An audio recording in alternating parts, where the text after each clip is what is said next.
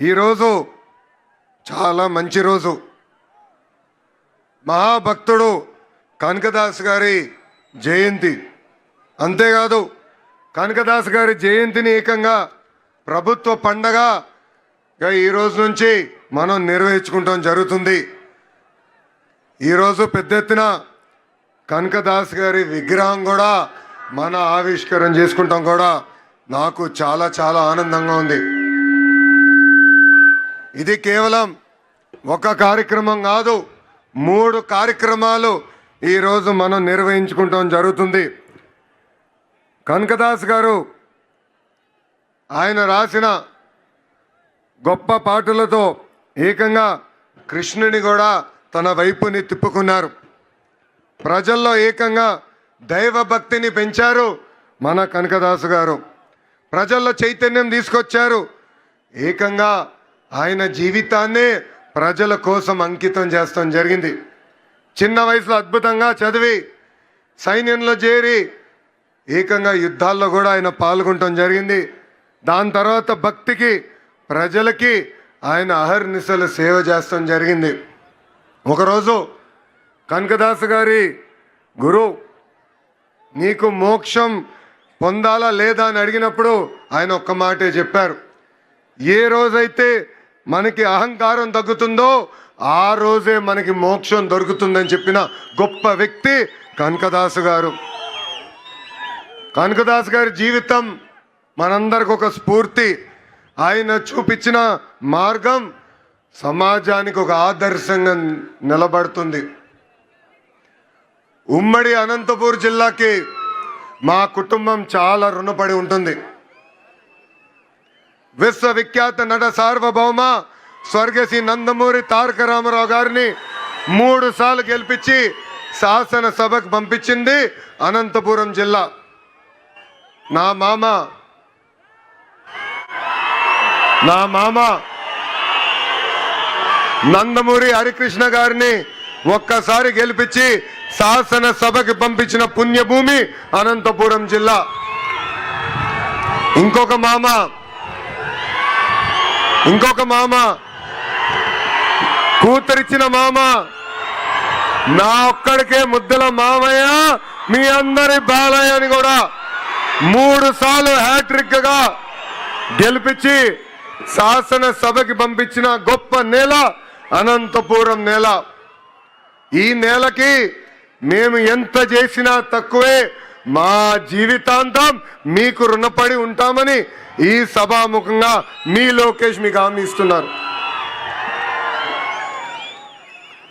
అనంతపురం అంటేనే Telugu Desam party, Telugu Desam party అంటేనే అనంతపురం. మా కురుబ సోదరులు నాడు నేడు ఎప్పుడూ తెలుగుదేశం పార్టీకి అండగా నిలబడ్డారు. అన్న ఎన్టీఆర్ దగ్గర నుంచి బాబు గారి వరకు కురుబ సోదరులంటే గుండెల్లో పెట్టుకుని కాపాడుకుంటారు. అందుకే మీరు చూస్తే కురుబ సోదరులకి కార్పొరేషన్ ఏర్పాటు చేశాం. 300 కోట్ల రూపాయలు మనం నిధులు కేటాయించి అనేక పనులు చేశాం. గతంలో కురుబ సోదరుల కోసం పెద్ద ఎత్తున భవనాలు కూడా మన ప్రభుత్వం కడతాం జరిగింది. ఇంతేకాదు రాజకీయంగా ఆర్థికంగా మా కురుబ సోదరులకి స్వాతంత్రం వచ్చిందంటే దానికి కారణం తెలుగుదేశం పార్టీ. పెద్దలు చెప్పినట్లు రామచంద్రారెడ్డి గారి దగ్గర నుంచి పార్థసారథి గారు కానివ్వండి, సవితమ్మ గారు కానివ్వండి, ఇప్పుడు బస్సుపతి నాగరాజు గారు కానివ్వండి, మంత్రులుగా, టీటీడీ బోర్డు మెంబర్లుగా, ఎంపీగా, జడ్పీ చైర్పర్సన్ గా, మేయర్లుగా, ఇప్పుడు ఏకంగా ఏఎంసీ చైర్పర్సన్ గా తయారు చేసింది తెలుగుదేశం పార్టీ. 2019 నుంచి 24 వరకు మనం ఒక చీకటి రాష్ట్రం చూసాం, చీకటి రాజ్యం చూసాం. బీసీ సోదరులు బయటకు వచ్చి మాడితే ఆ రోజు మన ఎట్లా కొట్టి తరిమారో మనందరం చూసాం. మన బిడ్డల పైన ఏకంగా పెట్రోల్ పోసి తగలబెట్టి చంపిన రోజులు మనందరం చూసాం. అందుకే మా బీసీ సోదరులు ఒక తిరుగుబాటు వచ్చింది. తెలుగుదేశం, జనసేన, భారతీయ జనతా పార్టీని ఎప్పుడు లేని విధంగా 94% సీట్లలో గెలిపించి మమ్మల్ని మీరు ఆశీర్వదించారు. చేయాల్సిన పనులు అనేక ఉన్నాయి. నాకు ఇప్పుడు కూడా బాగా గుర్తు, పాదయాత్రలో మన సంఘ పెద్దలందరినీ కలిసా, వాళ్ళందరితో నేను చర్చించా. ఆనాడే వాళ్ళకు కోరారు కనకదాస్ గారి జయంతిని రాష్ట్ర పండుగగా శాశ్వతంగా నిర్వహిస్తే బాగుంటుందన్నారు. అది చేసి ఈరోజు మీ ముందల మీ లోకేష్ నిలబడుతున్నాడు. అంతేకాదు బేరప్ప గారి పేరుతో గుడులు కూడా ఏర్పాటు చేయాలని పెద్దలందరూ కోరారు. నేను టీటీడీతో కూడా మాట్లాడాను. తప్పనిసరిగా గుడులన్నీ అవసరం మేరకు కట్టిస్తామని ఈ సభాముఖంగా హామీ ఇస్తున్నాం. పూజారులకి గౌరవ వేతనం కూడా ఇవ్వాలని పెద్దలందరూ నన్ను అడుగుతాం కూడా జరిగింది. ఆ ఫైల్ కూడా సర్క్యులేషన్లో ఉంది. తొందరలో కూడా అది అందజేస్తామని ఈ సభాముఖంగా హామీ ఇస్తున్నాం. మా కురుబ సోదరులతో కోసం గతంలో అనేక కమ్యూనిటీ భవనాలు కట్టాం. చివరి దశలో పనులకు వచ్చి గల ప్రభుత్వాలు మారినాయి. ఆ పనులు పూర్తవలేదు. వచ్చే 12 నెలల్లో కురుబ భవనాలన్నీ పూర్తి చేసి మా కురుబ సోదరులకు అందజేసే బాధ్యత మీ లోకేష్ తీసుకుంటాడు. ఆదరణ పథకం కింద పనిముట్లు అందజేయాలని గౌరవ ముఖ్యమంత్రి గారు ఇప్పుడే గౌరవ మంత్రి సవితమ్మ గారితో కూడా చర్చిస్తాం జరిగింది.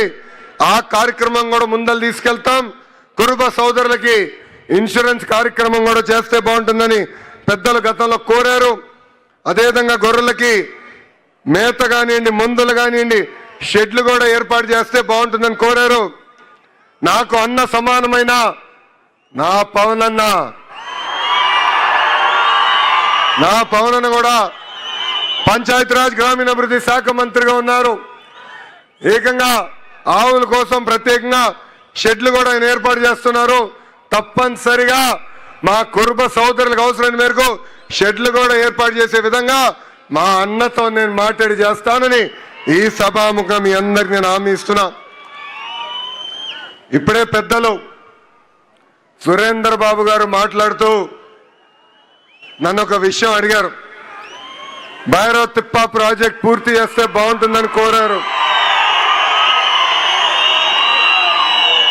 భైరవ్ తిప్ప ప్రాజెక్ట్ శంకుస్థాపన చేసింది తెలుగుదేశం పార్టీ, పూర్తి చేసేది కూడా ఒక తెలుగుదేశం పార్టీనే. కరువు ప్రాంతం లాంటి అనంతపూర్ జిల్లాలోనే కార్లు పండించే విధంగా అనేక పరిశ్రమలు మేము తీసుకొచ్చాం. సాగునీటి ప్రాజెక్టులు పూర్తి చేస్తాం. మన జిల్లాలో నిరుద్యోగ యువకులకి పెద్ద ఎత్తున ఉద్యోగాలు కల్పించే లక్ష్యంతో ఈ రోజు పరిశ్రమలు మేము తీసుకొస్తున్నాం. తప్పనిసరిగా ఈ సాగునీటి ప్రాజెక్టు పూర్తి చేస్తాం. హార్టికల్చర్ పెద్ద ఎత్తున పూర్తి చేస్తాం. ఆంధ్ర రాష్ట్రంలో తలసరి ఆదాయంలో మన జిల్లా ఇప్పుడు 5వ స్థానంలో ఉంది. అందరం కష్టపడితే రాబోయే 3.5 సంవత్సరాల్లో 3వ స్థానాన్ని కూడా తీసుకెళ్లే బాధ్యత తెలుగుదేశం పార్టీ తీసుకుంటుందని ఈ సభాముఖం మీకు హామీ ఇస్తున్నాం. దశాబ్దాలుగా మన జిల్లాలో ఒక సంస్థ ఆర్డిటి సంస్థ మనకి అనేక సేవలు అందిస్తున్నారు. ఆసుపత్రులు కానివ్వండి, స్వయం ఉపాధి కానివ్వండి, పాఠశాలలు కానివ్వండి, పెద్ద ఎత్తున వాళ్ళు మనకి సేవ చేస్తున్నారు. కొన్ని కారణాల వల్ల వాళ్ళకి రావాల్సిన లైసెన్స్ కొంచెం ఆలస్యమైంది. కానీ నేను నా బాధ్యతగా తీసుకుని ఆ ఫైల్స్ అని నేను ఢిల్లీకి తీసుకెళ్లి అనేక సార్లు కేంద్ర ప్రభుత్వంతో మాట్లాడి ఈరోజు శాంక్షన్ చేయించుకుని మేము వచ్చాం. ఆర్డిటిని కాపాడితే కాదు, ముందరికి ప్రోత్సహించే బాధ్యత మేము తీసుకుంటామని ఈ సభాముఖంగా అనంతపూర్ ప్రజలందరికీ నేను హామీ ఇస్తున్నా. ఇక్కడున్న బీసీ సోదరులందరూ కూడా ఒక విషయం ఆలోచించుకోవాలి. మనకి రాజకీయ స్వాతంత్రం వచ్చింది తెలుగుదేశం పార్టీ వల్లనే. అన్న ఎన్టీఆర్ దగ్గర నుంచి బాబు గారి వరకు మనకి అండగా నిలబడ్డారు. ఇప్పుడు మీ లోకేష్ మీ ముందర నిలబడుతున్నాడు. గతంలో నేను 3132 కిలోమీటర్లు పాదయాత్ర చేశా. ఉపకులాల వారిగా మిమ్మల్ని అందరినీ కలిసా. మీ సమస్యలు నేరుగా నేను తెలుసుకున్నా. ఆ సమస్యలన్నీ ఇప్పుడు నా గుండెల్లో ఉంది. పరిష్కరించే వరకు నేను నిద్రపోనని ఈ సభాముఖంగా మా బీసీ సోదరులందరికీ నేను హామీ ఇస్తున్నా. ఫైర్ బ్రాండ్ మంత్రి అమ్మ ఉంది. ఎవరు ఎవరు సవితమ్మ. ఎప్పుడు నాతో దెబ్బలాడుతుంది. చెప్తా ఉంటా బీపీ బిల్లలు తీసుకో తల్లి అని. చెప్పిన పని అయ్యే వరకు ఎవరిని వదిలిపెట్టదు. 6 నిమిషాలు మా వెనకాల పరిగెత్తి చేపిస్తుంది తల్లి. ఇప్పుడు తల్లి పైన కూడా బాధ్యత ఉంది. ఒక బీసీ సంక్షేమ శాఖ మార్చులుగా ఆనాడు మనం ప్రజలకు ఇచ్చిన హామీ ఒక పద్ధతి ప్రకారం నిలబెట్టుకోవాలి. మేడం గారు పక్కన ఆర్థిక శాఖ మార్చులు కూడా నుంచున్నారు కేశవన్న గారు. డబ్బులు కూడా త్వరితగతిగా విడుదల చేయాలని ఈ సభాముఖంగా పెద్దల్ని కూడా కోరుకుంటూ, అదేవిధంగా పార్థసారథి ఉన్నారు వేదికమైన. ఆయన మన తరఫున కేంద్ర ప్రభుత్వంతో పోరాడుతున్నారు. కేంద్రంలో అవసరం నిధులు మన కోసం ఆయన తీసుకొచ్చేదానికి అహర్నిశలు కష్టపడుతున్నారు. ఆయన కూడా కోరేది ఒక విషయం ఉంది. కేంద్రంలో అనేక కార్యక్రమాలు ఉన్నాయి, సంక్షేమ అభివృద్ధి కార్యక్రమాలు ఉన్నాయి. ఆ కార్యక్రమాలు మనం తెలుసుకోవాల్సిన అవసరం ఉంది.